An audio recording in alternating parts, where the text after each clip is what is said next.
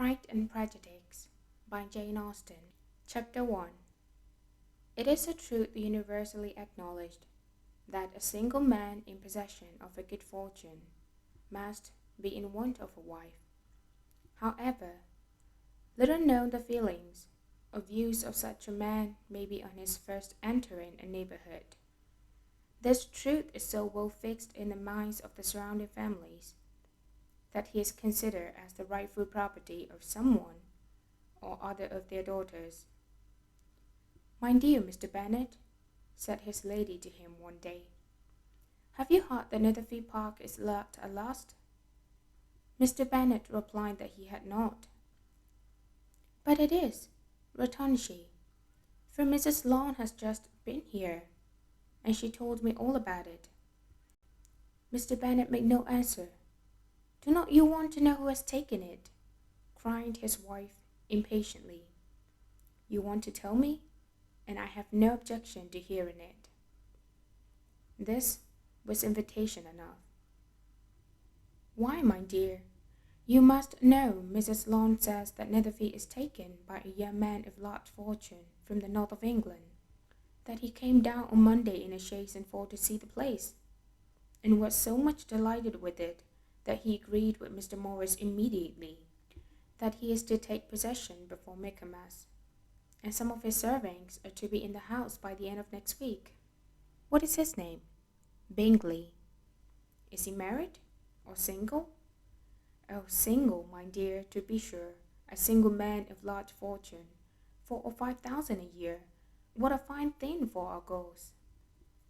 How so? How can it affect them?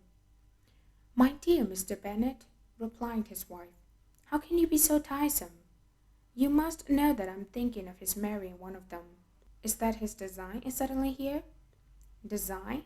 Nonsense! How can you talk so? But it is very likely that he may fall in love with one of them, and therefore you must visit him as soon as he comes. I see no occasion for that. You and the girls may go, or you may send them by themselves, which perhaps will be still better, for as you are as handsome as any of them, Mr. Bingley might like you the best of the party.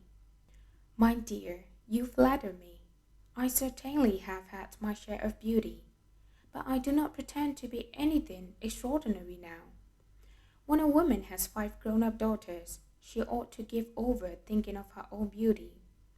In such cases, a woman has not often much beauty to think of. But, my dear, you must indeed go and see Mr. Bingley when he comes into the neighborhood. It is more than I engage for, I assure you. But consider your daughters. Only think what an establishment it would be for one of them. Sir William and Lady Lucas are determined to go, merely on that account, for in general, you know, they visit no newcomers. Indeed, you must go, for it will be impossible for us to visit him if you do not. You are over-scrupulous, surely. I dare say Mr. Bingley will be very glad to see you, and I will send a few lines by you to assure him of my hearty consent to his marrying whichever he chooses of the girls, though I must throw a good word for my little Lixie. I desire you will do no such thing. Lixie is not a bit better than the others, and I'm sure she is not half so handsome as Jane, nor half so good-humoured as Lydia, but you are always giving her the preference. They have none of them much to recommend them, replied he. They are all silly and ignorant like other girls, but Lixie has something more of quickness than her sisters. Mr. Bennet, how can you abuse your own children in such a way? You take delight in vexing me. You have no compassion on my poor nerves. You mistake me, my dear. I have a high respect for your nerves. They are my old friends. I have heard you mention them with consideration these 20 years at least.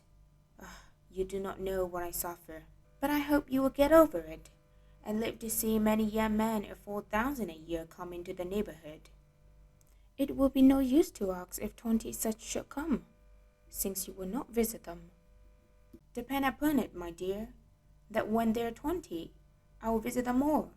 Mr. Bennet was so odd a mixture of quick parts, sarcastic humour, reserve and caprice that the experience of 3 and 20 years had been insufficient to make his wife understand his character. Her mind was less difficult to develop. She was a woman of mean understanding, little information, and a certain temper. When she was discontented, she fancied herself nervous. The business of her life was to get her daughters married. Its solace was visiting and news.